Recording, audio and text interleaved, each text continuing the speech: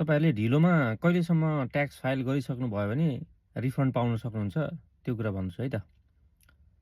एउटा इक्जाम्पल दिएर तपाईँहरूलाई म भन्छु है त। जस्तै 2021 को ट्याक्स फाइल तपाईँले गर्नुभएको थिएन अथवा गरिसक्नु भएको छ, त्यसमा चाहिँ केही तपाईँलाई मिस्टेक छ भन्ने थाहा भयो, जसले गर्दा तपाईँको रिफन्ड कम आएको थियो। अब त्यो फाइल पनि तपाईँले 2025 को अप्रिल 15 भित्र गर्नुभयो भने ट्याक्स रिफन्ड पैसा पाउन सक्नुहुन्छ है त। जस्तै अब म तपाईँलाई इक्जाम्पल दिन्छु है त। 2021 को ट्याक्स फाइल कहिलेसम्म गरिसक्नुपर्छ त, त्यसको ड्यु डेट कहिले हुन्छ, ट्याक्स फाइलको ड्यु डेट भनेको 2022 को अप्रिल 15 सम्म होइन हो।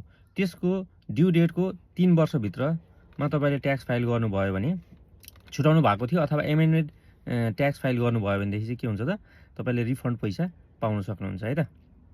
जस्तो 2022 को अप्रिल 15 देखि 2023 को अप्रिल 15 सम्म 1 वर्ष, त्यस्तै 2024 को अप्रिल 15 सम्म 2 वर्ष र 2025 को अप्रिल 15 सम्म 3 वर्ष। भनेपछि यो वर्षको तपाईँले अप्रिल 15 भित्रमा एमेन्डेड ट्याक्स फाइल अथवा 2021 को ट्याक्स फाइल गर्नुभयो भने तपाईँले फिर्ता पाउनुपर्ने जुन ट्याक्स रिफन्ड एमाउन्ट थियो त्यो पैसा फिर्ता पाउन सक्नुहुन्छ है त।